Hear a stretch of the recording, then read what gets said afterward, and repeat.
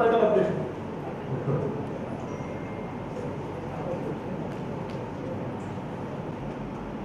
దీంట్లో ఏమైనా ప్రాబ్లం ఉందా? డ్రైవింగ్ చేసిన ఏమైనా ప్రాబ్లం ఉందా? ఒకసారి ఓపెన్ చేసి చూడండి. లాజిక్ ఓపెన్ చేసి చూస్తే చాలా వరకు మనకి క్లియర్గా ఉంటుంది. అందులో జనరేషన్ ఉంటే మళ్ళీ అది వర్క్ అవ్వదు.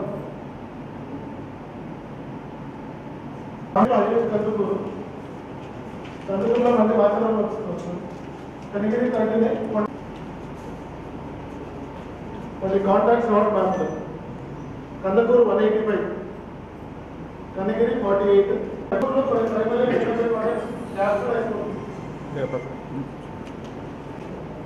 ఎస్పెషల్లీ మీ బస్సెస్కి ఆల్రెడీ మనం చెప్పారు, శాంపల్ తీసుకునేటప్పుడు వాళ్ళు రిసైడింగ్ ఏరియా అది ఇంకోసారి మీరు అక్కడ అవుతుందా లేదో మీరు ఎగ్జిక్యూట్ చేసుకోవాలి. బస్సెస్ ఉన్నాయి కదా, మీరా బస్సెస్ వస్తారు. Contact primary contact secondary contact మీరు ఐడెంటిఫై చేసుకోవాలి. లేకపోతే అర్బన్ ఏరియాలో చాలా కన్ఫ్యూజన్ వస్తుంది. మీరు కూడా బస్సెస్ విజిట్ చేయండి. బస్ విజిట్ చేసి ఆ పలానా పర్సన్ శాంపుల్ తీసుకుంటారు కదా. సో నాకు ఇలాగే ఒక కేసు వచ్చింది. మెడికల్ ఆఫీసర్లు ఒంగోలు నుంచి ఒక 30 మంది ఆంధ్ర బ్యాంకులు మెడికల్ ఆఫీసర్ ఎవరో పరిచయం ఉన్నారు ఫ్రెండ్ని బయట పిఎస్సీకి వెళ్ళి శాంపుల్ తీసుకున్నారు. అక్కడ పిఎస్సీలో ఎంపీడీఓ వాళ్ళు మీరు మా ఊరు కాదు వెతుకుతుంది దగ్గర. తర్వాత తెలిసింది పలానా వాళ్ళు ఒంగోలు నుంచి వెళ్ళి అక్కడ లోకల్ అడ్రస్ ఏదో వచ్చేసి చేసేసారు. సో అలాంటి కేసెస్ ఉంటాయి. బట్ వాట్ ఎవర్ ఉంటుంది, శాంపుల్ ఇప్పుడు అందరికీ తీస్తున్నారు. రూరల్ రిక్వెస్ట్ శాంపుల్ అందరికీ తీస్తున్నారు కాబట్టి అందులో లోకల్ అడ్రస్ ఉండాలి, ఇక్కడ ఉండాలి, అక్కడ ఉండాలి అని అవసరం లేదు. గుంటూరు వాళ్ళు వచ్చినప్పుడు తీసుకెళ్ళచ్చు. బట్ అడ్రస్ అనేది గుంటూరు అడ్రస్ ఇవ్వండి. గుంటూరు అడ్రస్. మార్కాపురం వాళ్ళు కందుకూరులో తీసుకుంటారంటే బట్ వాళ్ళు రిసైడింగ్ అడ్రస్ తీసుకోవాలి. ఆధార్ కార్డులో కందుకూరు ఉంది, బట్ ఉంటుందని మార్కాపురం అనుకోండి.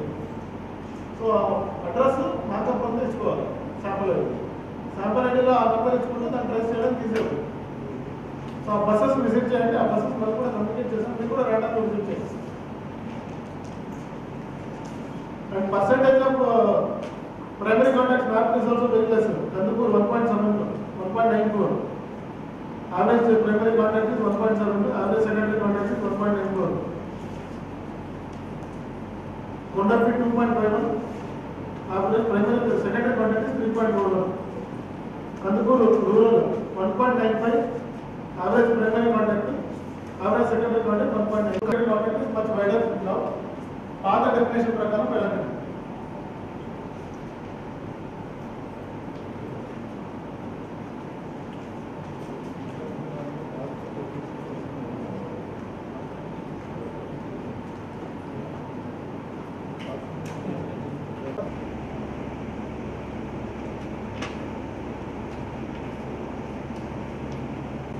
Result updation. Kandukuru 597, Kandukuru.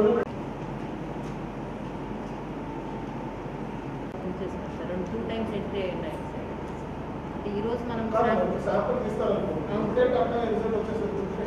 అదే సార్, అది డూప్లికేషన్ అంటే ముందు రోజు శాంపుల్ తీసుకొని కొందరు వెళ్ళిపోయిన వాళ్ళవి next day rapid antigen kit అలా ఉంటుంది. ర్యాపిడ్ యాంటిజెన్ కిట్స్ మీకు 10 నిమిషాల్లో రిజల్ట్ వచ్చేస్తుంది. వితిన్ 30 minutes రిజల్ట్ అనేది అప్డేట్ అవ్వాలి. నెక్స్ట్ మొత్తం కంప్లీట్ అయిందని చెప్తున్నారు సార్. అది దాంట్లో చూసాం సార్, కానీ వాటిలో 2 times ఉంది సార్.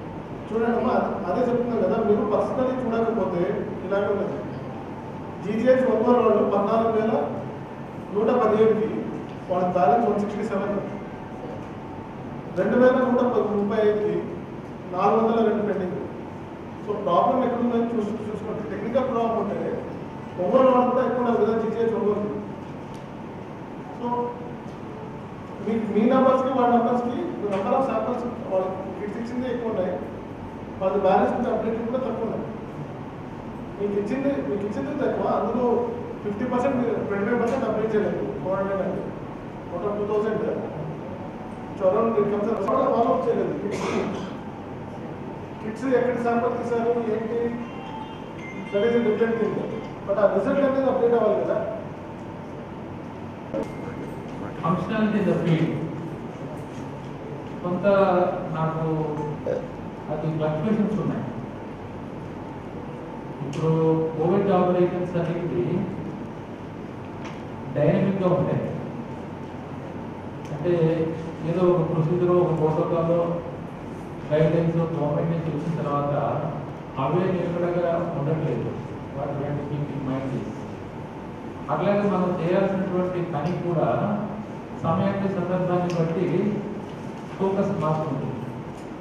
ఇప్పుడు రైట్ ఫ్రమ్ ద బిగినింగ్ మనం కోవిడ్ ఆపరేషన్స్ ఇంప్లిమెంటేషన్ మొదలుపెట్టినప్పటి నుంచి మన యొక్క పని తీరు అనేది ఒక్కొక్క టైంలో ఒక్కొక్క ఐటమ్ మీద మనం దృష్టి పెడుతున్నాం. అయితే ఫీల్డ్ లెవెల్లో ఆ పారాడైమ్ షిఫ్ట్ నాకు కనిపించాలి. అంటే ఏ సమయానికి ఆ సందర్భాన్ని బట్టి ఫీల్డ్లో పనిచేస్తున్నటువంటి యంత్రాంగం అంతా కూడా, ముఖ్యంగా మెడికల్ ఆఫీసర్, తన ఆధ్వర్యంలో పనిచేస్తున్నటువంటి ఏఎన్ఎం, ఇంకా హాస్పిటల్ లెవెల్లో ఉన్నటువంటి volunteer, ASHA worker, anganwadi worker, ఇదంతా కూడా ఇప్పుడు మీ యొక్క ఆధ్వర్యంలో కటింగ్ ఎడ్జ్ లెవెల్లో పనిచేస్తున్నారు. కాబట్టి గవర్నమెంట్ నుంచి, ముఖ్యంగా మెడికల్ డిపార్ట్మెంట్ నుంచి ఏ విషయాల మీద అయితే ఫోకస్ పెట్టాలి అని చెప్పి మనకు ఫ్రమ్ టైం టు టైం అవసరం ఉన్నదో దానికి తగ్గట్టుగా మన రెస్పాన్స్ మెకానిజం అనేది సరిగ్గా లేదు. ల్యాక్ బిహైండ్. అది పెద్ద విషయం కాదు. నిన్న కూడా 6 కాన్స్టిట్యూన్సీలకు సంబంధించి ఇదే విషయం చెప్పాను నేను మెడికల్ ఆఫీసర్స్ అందరికీ కూడా. మనం ఏదో ఒక మోసలో ఉన్నట్టు పనిచేస్తే ఒక క్రైసిస్ని మనం హ్యాండిల్ చేయలేము. ఇది మీకు తెలుసు, మాకు తెలుసు. మనము హెల్త్ ఎమర్జెన్సీ ఫేస్ చేస్తున్నాం. సో ఎమర్జెన్సీలో రెస్పాన్స్ అనేది చాలా ముఖ్యం. ఎమర్జెన్సీ మీరు చూడండి, రెస్పాన్స్ అనే పదంలో వాడతారు. సో ఆ రెస్పాన్స్ మెకానిజం అనేది మనం ఇన్ టైంలో కనుక లేకపోతే అటువంటిప్పుడు మనం క్రైసిస్ని ఏం మేనేజ్ చేస్తున్నట్టు. ఈ కరోనా వైరస్ రాకముందు మెడికల్ హెల్త్ డిపార్ట్మెంట్ మీకు ఉన్నటువంటి అజెండా ప్రకారం మీకున్నటువంటి యాక్టివిటీస్ అన్నింటినీ కూడా మీరు నిలకడగా అమలు చేసుకునేవారు. కలెక్టర్ మీకు కూడా అవసరాన్ని బట్టి పీరియాడికల్గా రివ్యూ మీటింగ్స్ పెట్టి ఏం జరుగుతుంది, ఎలా జరుగుతుంది, ఇంపార్టెంట్ ఐటమ్స్లో ఏమైనా వెనుకుంటుందో జిల్లా అని చెప్పి చూసేవాళ్ళం. ముఖ్యంగా ప్రైమరీ హెల్త్ సంబంధించి. అంతే తప్ప మీ రోజువారీ కార్యకలాపాల్లో మేమేమి దూరేవాళ్ళం కాదు. ఆ అవసరం కూడా లేదు. ఇప్పుడు ఏమైంది, వారంలో కనీసం 2 సార్లు లేదా 3 సార్లు chief secretary along with special chief secretary medical health, commissioner health and family welfare, అట్లాగే హెల్త్ మెడికల్ అండ్ ఫ్యామిలీ వెల్ఫేర్లో ఎవరైతే ముగ్గురు ఉన్నారో department heads, like DMG, director of health, వైద్య విధాన పరిషత్ కమిషనర్, సో ఇంతమంది కలెక్టర్స్ని, జాయింట్ కలెక్టర్స్ని, అట్లాగే ఈ 3 డిపార్ట్మెంట్స్కి వర్టికల్గా జిల్లాలో ఉన్నటువంటి ముగ్గురు సమక్షంలోనే ఈ వీడియో కాన్ఫరెన్స్ ద్వారా అనేక అంశాల మీద అవసరాన్ని బట్టి మనం ఏ రకంగా ముందుకు వెళ్ళాలనే దాని మీద సమస్య జరుగుతూ ఉంది.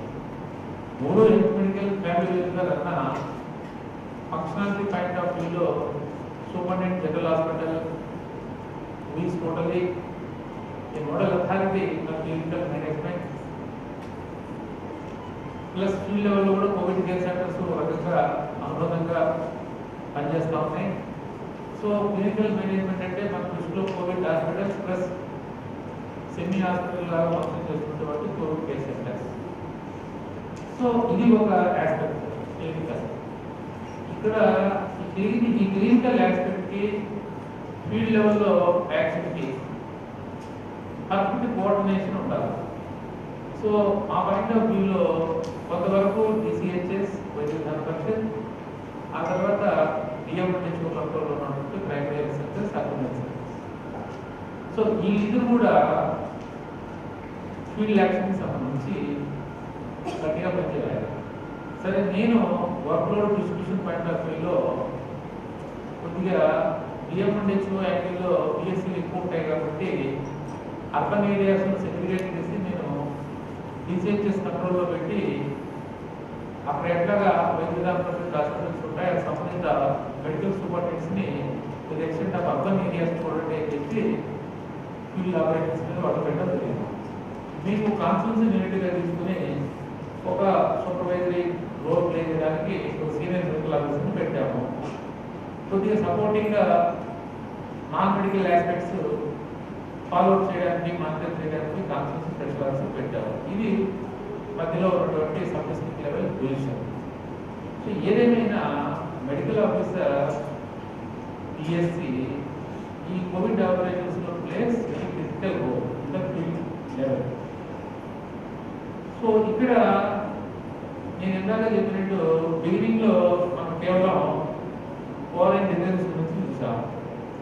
అవి స్పెసిఫిక్గా ఎక్కడో ఉండేటివి. జిల్లా అంతా కూడా వెళ్తే ఒక 14-15 కంటే ఎక్కువ రాలేదు మనకి. అప్పుడు వాళ్ళందరినీ కూడా మనం హోమ్ క్వారంటైన్లో పెట్టాం సస్పెక్టెడ్ కేసు కింద.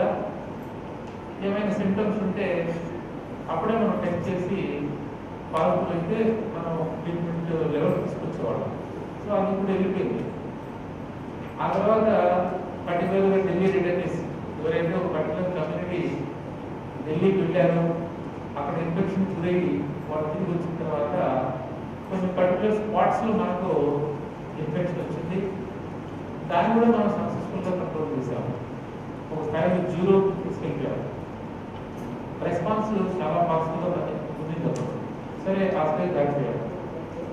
ఎప్పుడైతే ఈ లాక్డౌన్ మెథడ్స్ అన్ని రిలాక్స్ అయ్యి ఎకనామిక్ యాక్టివిటీ స్టార్ట్ అయ్యి అట్లాగే గవర్నమెంట్ పరంగా కూడా ఇతర శాఖలన్నీ రొటీన్గా చేయాల్సినటువంటి ప్రోగ్రామ్స్, స్కీమ్స్ అన్నింటినీ కూడా మనం రొటీన్లోకి తీసుకున్నామో మూమెంట్ ఆఫ్ ది పీపుల్ ఎక్కువైంది.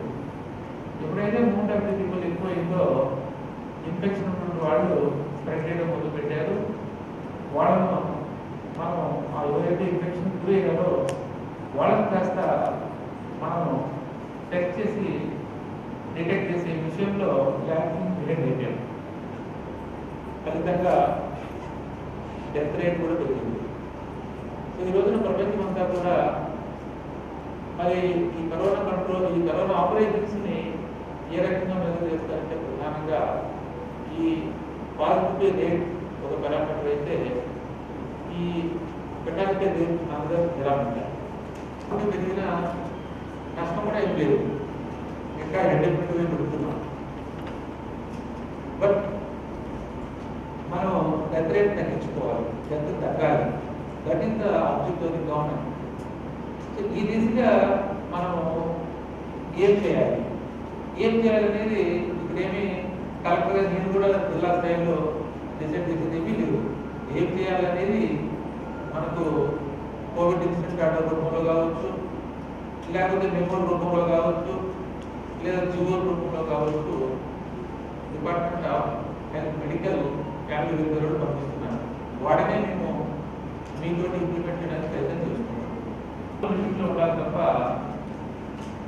మనము చేయాల్సింది ఎంతో ఎక్కడో, మనం చేసేది మాత్రం ఎక్కడో ఇట్లా కొంత కనిపిస్తాం. అట్లాగే పిఎస్సీ పరంగా చూసినప్పుడు కొంతమంది బాగానే చేస్తున్నారు, వెంటనే అప్డేట్ అయిపోతున్నారు ఏం చేయాలని. కానీ మరి కొంతమంది ఎందుకనో రొటీన్గా తీసుకుంటున్నారు, అప్డేట్ చేసుకోవట్లేదు, ప్రాధాన్యత గుర్తించుకోవట్లేదు, ఏదో జరిగిపోతుంది అన్నట్టు ఒక పాత వర్గంలోనే ఉంటారు. సో పాండమిక్ ఛాలెంజ్ని మనం ఫేస్ చేసేటప్పుడు మీరు పాత వర్గంలోనే ఉంటే ఎలాగా? మీకు ఈ పదాలు మాకంటే మీకే బాగా తెలుసు. ఇప్పుడు చట్టపరంగా కూడా మనం చూస్తే ఆంధ్రప్రదేశ్ ఎపిడమిక్ యాక్టే ఉంది, పాండమిక్ యాక్ట్ లేదు. పాండమిక్ అది కూడా ఇప్పుడు 1897 19వ శతాబ్దం ఆఖరిలో 20వ శతాబ్దం ప్రారంభంలో అప్పుడు కొన్ని ఇట్లాంటి ఎపిడమిక్స్ వచ్చి ఇబ్బంది పడితే ఆ చట్టం వచ్చింది. సో ఎపిడమిక్ ఇప్పుడు పాండమిక్ లో ఉన్నాం. సో పాండమిక్ అంటేనే మీకు తెలిసిందే దాని గ్రావిటీ చాలా ఎక్కువ ఉందని, దానికి తగ్గట్టుగా మనం రెస్పాండ్ అవ్వాలి. తర్వాత కొన్ని చేయాల్సిన పని ఇట్లా ఉంది కానీ కొద్దిగా మనం ప్లాన్ చేసుకుని పని చేసుకోవాలి, ఏదో కొద్దిగా కాకుండా. మీరైనా మేమైనా ఎవరైనా అంతే కదా. సో ఇప్పుడు ఏదన్నావు ఏదైనా సరే గవర్నమెంట్ అన్నాక చేసే పని గవర్నమెంట్ ఎప్పుడు పబ్లిక్ డొమైన్లో పెట్టాలి. మనం రాష్ట్ర స్థాయిలో రోజువారీగా ఎన్ని పాజిటివ్ కేసులు రిపోర్ట్ అయినాయి, ఎంతమంది చనిపోయారు, ఎంతమంది హాస్పిటల్లో ఉన్నారు ట్రీట్మెంట్ తీసుకుంటూ, ఇట్లాంటి విషయాలన్నీ కూడా మనం కొన్ని ఇండికేటర్స్ ద్వారా ప్రభుత్వం ప్రజలకి తెలియజేయాల్సినటువంటి బాధ్యత లెక్క. ఏదైనా మీరు పనిచేసి కూడా ఉండొచ్చు, బట్ ఆ ఇన్ఫర్మేషన్ అనేది రిఫ్లెక్ట్ అవ్వకపోతే అప్రోప్రియేట్ లెవెల్. సో ఈ విషయాన్ని గుర్తుపెట్టుకోవాలి. తర్వాత ప్రతిరోజు కూడా ఇప్పుడు కొద్దిగా మనం చేయాల్సినటువంటి కార్యకలాపాలు మీ రొటీన్ కంటే భిన్నంగా ఈ పాండమిక్ హాఫ్ అన్ అవర్ ఈరోజు ఏం చేయాలని చెప్పి ఆలోచించుకుంటే నాకు తెలిసిన వరకు 99% ప్రాబ్లమ్స్ సాల్వ్ అవుతుంది. దీంట్లో ఫస్ట్ ప్రయారిటీ ఏంటంటే మీ స్థాయిలో మీరు పర్యవేక్షణ చేయాలి. ఈ రెండే కదా. లేదా ఏదైనా హాస్పిటల్లో చేయాల్సినటువంటి పని ఏదైనా ఉంటే చేయాల్సింది. మా కోవిడ్ రిలేటెడ్ ఏదైనా ఉంటే కొంత టైం కేటాయించుకోవాలి. ఈ 3 ఉంటాయని నేను అనుకుంటున్నాను. మీరు చేయాల్సిన పని ఈ 3 కోణాల్లో తప్ప వేరే ఏముంటుంది? వాళ్ళు ఎవరు ఎక్కడ ఉన్నారు, ఏంటి, సక్రమంగా చేస్తున్నారా లేదా పర్యవేక్షణ. ఈ తప్ప ఇంకేమి లేవు. ఏదో అనుకుంటున్నా ఏదో ప్యాక్లో వస్తున్నా ఏదో ఇస్తాను ఇలా చూస్తే పెద్ద ఏంటి లేదు. నేను రిపోర్ట్ చేస్తాం 220 కేసులు, నాకు అది పెద్ద విలువ. ఒక బిలియన్ అనే కాదు, ఎవరికి స్కిల్ లేదని కూడా కాదు, ఎవరికి నాలెడ్జ్ లేదని కూడా కాదు. సంథింగ్ జస్ట్ దాన్ని ఏమంటాము, ఒక సంకల్పం అంతే. నేను నా పని చేయాలి అని ఒక చిన్న సంకల్పం లేకపోవడమే కారణం. ఈ అగ్రహంలో మీరు చేయాల్సిన పనిలో ముందు మీ అందరి దగ్గర ఇప్పుడు సెల్ ఫోన్ ఉంది, ఫీడ్బ్యాక్ తీసుకుని అక్కడ ఎలా ఏ సెక్రటేరియట్లు ఏ పనులు ఏమి సరిగా లేదు, మళ్ళీ ఎక్కడన్నా వీలైతే ఒక ఫీల్డ్ విజిట్, ఏఎన్ఎం వీళ్ళంతా ఎక్కడ పని చేస్తున్నారు, ASHA workers, anganwadi workers, volunteers ఏదైనా మాట్లాడటం. సో ఇంతే నాకు తెలిసి. ఇప్పుడు మీ లాగిన్లోకి వస్తే మొట్టమొదటి మనకు కనిపించేది, మీకు మీ లాగిన్లోకి వెళ్తానే శాంపిల్ కలెక్షన్ అని ఒకటి ఉంది. హాస్పిటల్ రిజిస్ట్రేషన్ పక్కన పెట్టే శాంపిల్ కలెక్షన్ అంటే నా ఉద్దేశంలో ఆర్టీపీసీఆర్ సంబంధించిన శాంపిల్ కలెక్షన్ సంబంధించి మీరు శాంపిల్ ఐడీస్ని క్రియేట్ చేసి శాంపిల్ చేయాలా. ఇక్కడ మనం చేసే పొరపాటు ఏమి, మాకు ఈ కోవిడ్ అవేర్నెస్ అంతా గమనించింది. ఈ ఆర్టీపీసీఆర్ శాంపిల్ తీసేటప్పుడు మీరు చేసే పొరపాటు ఏమి, పొరపాటు అనాలో అది తప్పులో రావో నాకు తెలియదు. శాంపిల్ ఐడి తీసిన తర్వాత శాంపిల్ తీసుకోవడం,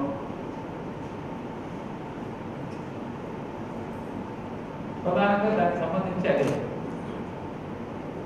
దాంట్లో డేటా అరకొరగా ఫిల్ చేయడం. ఏదైనా వాటిని ఆ పాస్బుక్ కేసు మనం శాంపిల్ తీసేటప్పుడు శాంపిల్ ఐడి క్రియేట్ అవ్వాలంటే ఏ ఫీల్డ్స్ ఎంటర్ చేయాలో ఆ ఫీల్డ్స్ అన్ని సరిగ్గా ఎంటర్ చేయకపోవడం, సబ్సిక్వెంట్గా మళ్ళీ మీరే బాధపడడం. ఇప్పుడు ఆ పాస్బుక్ కేసు ఎవరంటే ఇప్పుడు చాలా మంది అన్అకౌంటెడ్ పాస్బుక్ కేసెస్ కనిపిస్తున్నారు మాకు. ఏమంటే సార్ అక్కడ మన ఎక్కడో మాట్లాడితే ఇప్పుడు 4 రూపాయలు శాంపిల్స్ ఇవ్వకూడదని మేము అనట్లేదు. కరెక్ట్గా మనం అడ్రస్ తీసుకోవచ్చు కదా. మనం ఒంగోలే ఎక్కడ ఏంటి అనేది ఎవరైతే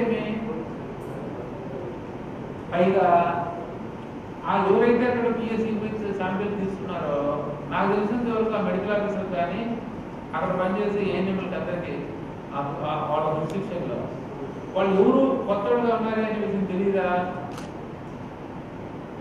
మీ మండలానికి మీ టీఎస్సీ పరిధిలోకి అయితే మీకు అంతా తెలుస్తూనే ఉంటుంది.